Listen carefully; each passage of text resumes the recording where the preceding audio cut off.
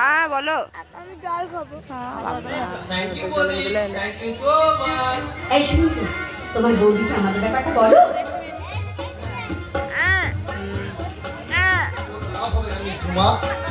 কারণ দিদিকে তোমরা যতই অয়েল করো, আমাকে ঘুষ না দিলে তোমাদের প্রেমের নৌকা কিছুতেই ছান্না তলায় পৌঁছবে না। খাও খাও বাবা, বাবা দেখো মুলাই খালে। তোমরা তেল চালালে আমরাও এক্সপ্রেস চালাবো দিদি, তাই তো? ঠিক বলেছিস, দরকার পড়লে আমিও মালগাড়ি চালাবো। ঠিক আছে, তাহলে আমিও দেখবো তোমার ভাইয়ের বিয়েটা গৌরীর সঙ্গে কি করে হয়। তোমার প্রেমের পাখি ছাদনা তলায় ভিড়বে না, কি তা মামুনি বেড়াবে। তোমরা চুটিয়ে প্রেম করে যাও। তোমার দাদা এলে আজই তাকে বলবো ওই গৌরীর সঙ্গে চন্দ্রনাথের বিয়ে দাও, আর ঝুমার সঙ্গে বিয়ে দাও আমাদের এই ঠাকুরপুর। অপূর্ব, অপূর্ব।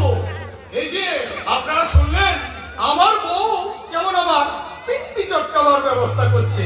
আচ্ছা, এমন সৌভাগ্য বউ কি আপনাদের আছে?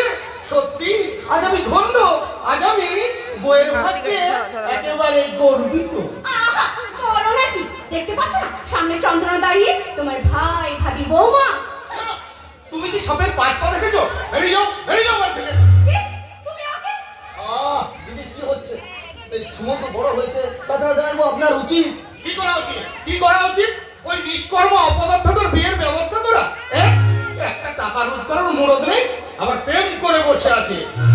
আর এই যে তুমি আধুনিক আপনি সোমা, ওই বেকার বাউন্ডলের বউ হবার স্বপ্ন দেখছো?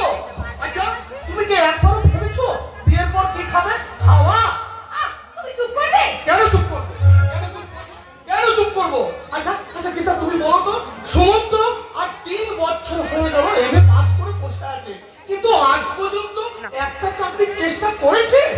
দাদা, আমি আজও ইন্টারভিউ দিতে গিয়েছিলাম দাদা। মিথ্যা কথা, তুমি মিথ্যে বলছিস।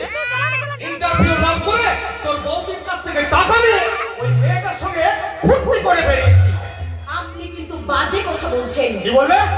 শুনুন, সুমন্ত বেকার হলেও আমি নয়, আমি বিখ্যাত চ্যাটার্জি ইন্ডাস্ট্রিতে ভালো মাইনের চাকরিতে জয়েন করেছি, বুঝেছেন?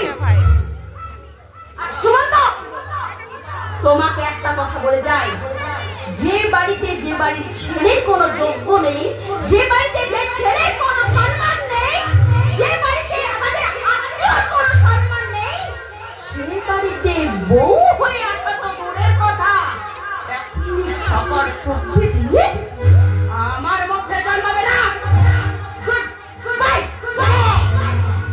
Understand? I think you better understand.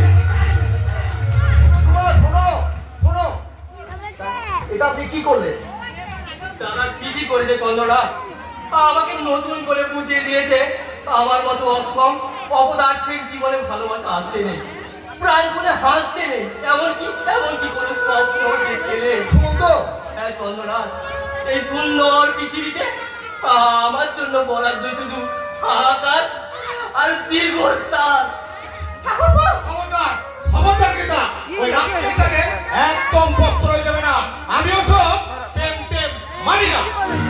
এটাই তো স্বাভাবিক জানাবো, কারণ আপনি পুলিশে চাকরি করেন, তাই আমার দিদির দুর্ভাগ্য যে আপনার মতো একটা নিরস মানুষকে স্বামী হিসাবে পেয়েছে। আজকের দিন হলে তো আপনার বিয়েটাই হতো না।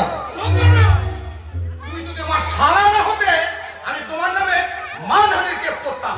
করুন জানাবো, করুন। তাছাড়া আপনি কি করে প্রমাণ করবেন যে আপনি একজন দাদা খোঁচা দারোগা?